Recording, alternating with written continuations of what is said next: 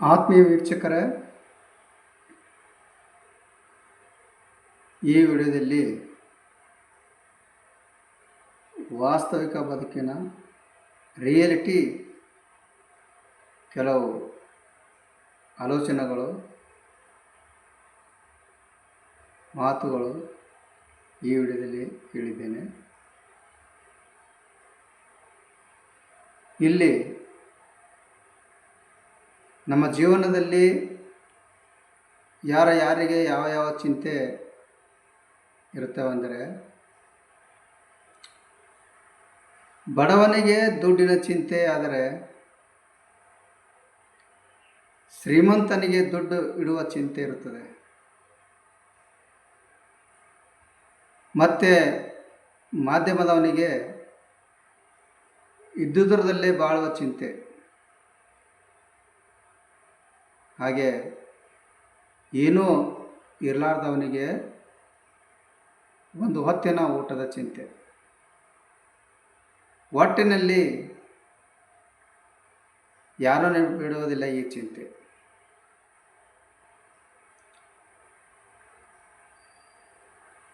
ಇಲ್ಲಿ ಒಳ್ಳೆ ಬುದ್ಧಿ ಉಳ್ಳವರು ಸೇಡು ತೀರಿಸಿಕೊಳ್ಳುವುದಿಲ್ಲ. ಬೇಡವಾದವರಿಗೆ ದೂರ, ಮೌನ ಮತ್ತು ಶಾಂತಿಯನ್ನು ಅನುಸರಿಸಿದರೆ ಅವು ಸೇಡಿಗೂ ಹೆಚ್ಚು ಸಾಕಷ್ಟು ಪ್ರತೀಕಾರ ಸೂಚಿಸುತ್ತವೆ.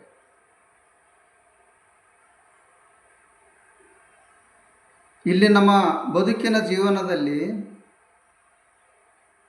ಗೆಳೆಯರನ್ನು ಪ್ರೀತಿಸಿರಿ, ಅವರು ನಿಮಗೆ ಬಲವನ್ನು ತುಂಬುತ್ತಾರೆ. ಮತ್ತು ಶತ್ರುಗಳನ್ನು ಗೌರವಿಸಿ, ಅವರು ನಿಮಗೆ ಛಲವನ್ನು ತುಂಬುತ್ತಾರೆ. ನಮ್ಮ ಜೀವನದಲ್ಲಿ ಕಷ್ಟಗಳು ಬರುವುದು ನಮ್ಮನ್ನು ಕುಗ್ಗಿಸಲು ಅಲ್ಲ, ಅವು ಬಲಪಡಿಸಲು ಬರುತ್ತವೆ.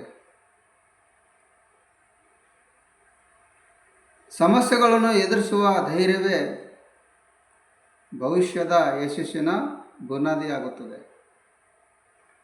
ಸೋಲಿಲ್ಲದೆ ಸಾಧನೆ ಈ ಪ್ರಪಂಚದಲ್ಲಿ ಸಾಧ್ಯವೇ ಇಲ್ಲ.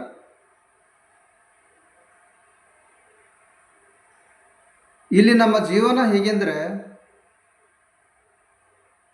ನಮಗೆ ಆಯಸ್ಸು ಇದ್ದಾಗ ಆಸೆಗಳು ಈಡೇರುವುದಿಲ್ಲ, ಮತ್ತು ಆಸೆಗಳು ಈಡೇರುವಾಗ ಅನುಭವಿಸಲು ಆಯಸ್ಸು ಇರುವುದಿಲ್ಲ. ಇಷ್ಟೇ ಜೀವನ.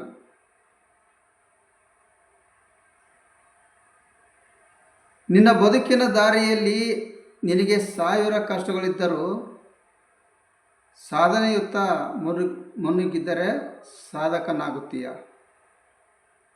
ಇಲ್ಲದಿದ್ದರೆ ಅಸಾಮಾನ್ಯವಾಗುತ್ತೀಯ. ನಮ್ಮ ಜೀವನದಲ್ಲಿ ಸೋಲಿಗೆ ಜಾಗ ಇದೆ ಎಂದರೆ ಹಾಗೆ ಗೆಲುವಿಗೂ ದಾರಿ ಇದೆ, ಹುಡುಕುತ್ತಾ ಸಾಗಬೇಕು ಅಷ್ಟೆ. ಇಲ್ಲಿ ಜೀವನದಲ್ಲಿ ಯಾವನು ನನಗೆ ಬದುಕಕ್ಕೆ ಆಗಲ್ಲ ಎಂದು ಹೇಳಿಕೊಳ್ಳುವನು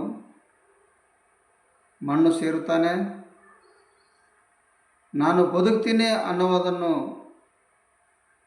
ಹೊಸ ಇತಿಹಾಸ ಬರೆಯುತ್ತಾನೆ.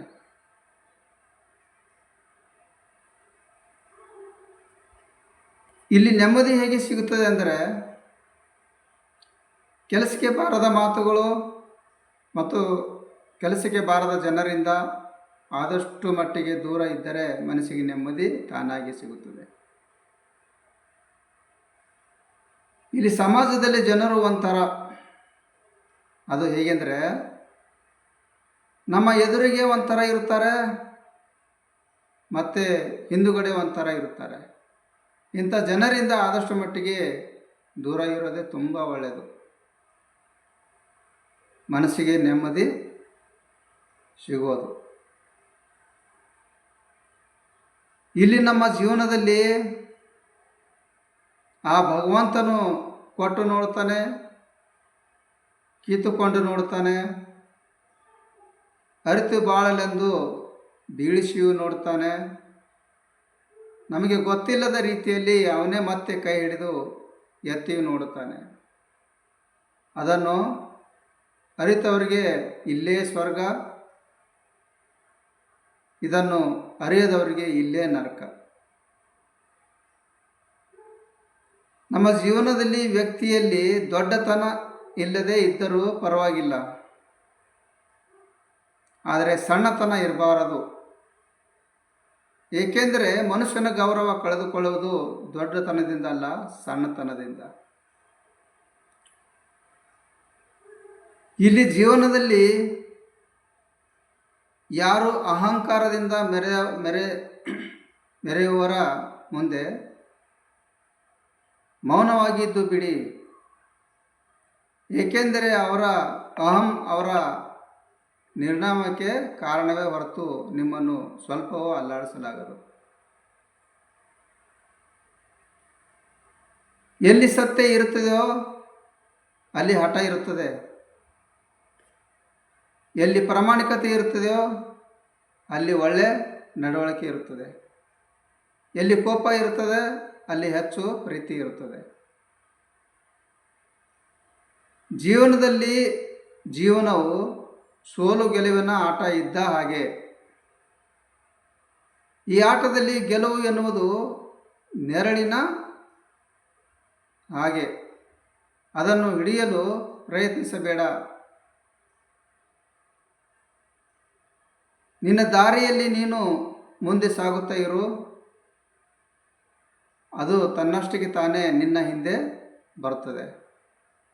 ಆದರೆ ನಿನ್ನ ಹೆಜ್ಜೆಗಳು ಬೆಳಕಿನ ಕಡೆ ಬಿದ್ದರೆ ಮಾತ್ರ ನೆರಳು ಸಿಗುತ್ತದೆ ಎಂದು ಗಮನಿಸಬೇಕು. ಇಲ್ಲಿ ಚಿತೆಗೂ ಮತ್ತು ಚಿಂತೆಗೂ ಇಷ್ಟೇ ವ್ಯತ್ಯಾಸ. ಚಿತೆಯು ಸತ್ತ ದೇಹವನ್ನು ಸುಟ್ಟರೆ ಚಿಂತೆಯು ಜೀವಂತ ದೇಹ ಸುಡುತ್ತದೆ. ಇಲ್ಲಿ ಮರಕ್ಕೆ ಬೇರುಗಳು ಎಷ್ಟು ಮುಖ್ಯವೋ ಹಾಗೆ ವ್ಯಕ್ತಿಗೂ ನಂಬಿಕೆಯೂ ಕೂಡ ಅಷ್ಟೇ ಮುಖ್ಯ.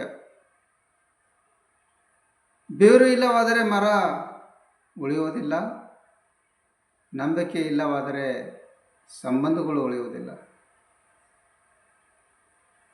ನಿಸರ್ಗದಲ್ಲಿ ಮಳೆಗೂ ಮುನ್ನ ಕೆಲವೊಮ್ಮೆ ಮಾತ್ರ ಆಕಾಶದಲ್ಲಿ ಕಾಮನಬಿಲ್ಲು ಮೂಡಿಬರುತ್ತದೆ. ಹಾಗೆ ಸಂತೋಷವು ಜೀವನದಲ್ಲಿ ಆಗಾಗ ಬಂದು ಕಷ್ಟಗಳು ಶಾಶ್ವತವಲ್ಲವೆಂದು ನೆನಪಿಸುತ್ತವೆ. ಇಲ್ಲಿ ನಮ್ಮ ಜೀವನವು ಒಂದು ಅತ್ಯಂತ ಕಠಿಣ ಪರೀಕ್ಷೆಯಾಗಿದೆ. ಬಹಳಷ್ಟು ಜನರು ಅನುತ್ತೀರ್ಣ ಆಗಿದ್ದಾರೆ. ಏಕೆಂದರೆ ಅನೇಕ ಜನರು ಇತರರನ್ನು ನಕಲು ಮಾಡಲು ಪ್ರಯತ್ನಿಸುತ್ತಾರೆ. ಇಲ್ಲಿ ಪ್ರತಿಯೊಬ್ಬರ ಪ್ರಶ್ನೆ ಪತ್ರಿಕೆಯು ವಿಭಿನ್ನವಾಗುತ್ತದೆ ಎಂದು ಅವರಿಗೆ ತಿಳಿಯುವುದಿಲ್ಲ. ನಮ್ಮಲ್ಲಿ ಸಂಬಂಧಗಳು ಹೇಗೆ ಕೊನೆಗೊಳ್ಳುತ್ತವೆ ಅಂದರೆ, ಇಲ್ಲಿ ಆ ಸಂಬಂಧಗಳ ನಡುವೆ ಬೇರೊಬ್ಬ ವ್ಯಕ್ತಿ ಬಂದಾಗ ಮತ್ತು ಇನ್ನೊಂದು ಸಂಬಂಧಗಳ ನಡುವಿನ ನಂಬಿಕೆಗಳು ಪದೇ ಪದೇ ಒಡೆದು ಹೋದಾಗ ಸಂಬಂಧಗಳು ದೂರವಾಗುತ್ತವೆ.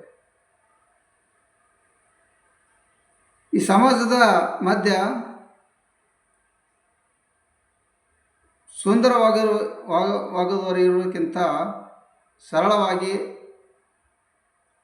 ಇರಲು ಪ್ರಯತ್ನಿಸಿ. ಏಕೆಂದರೆ ಸೌಂದರ್ಯವು ಕಣ್ಣುಗಳನ್ನು ಮಾತ್ರ ತಲುಪುತ್ತವೆ, ಆದರೆ ಇಲ್ಲಿ ಸರಳತೆಯು ಹೃದಯವನ್ನು ತಲುಪುತ್ತವೆ.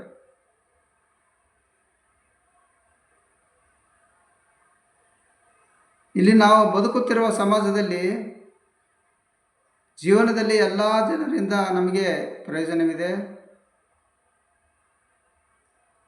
ಒಳ್ಳೆ ಜನರಿಂದ ನಮಗೆ ಸಂತೋಷವು, ಹಾಗೆ ಕೆಟ್ಟ ಜನರಿಂದ ಪಾಠವು ದೊರೆಯುತ್ತದೆ.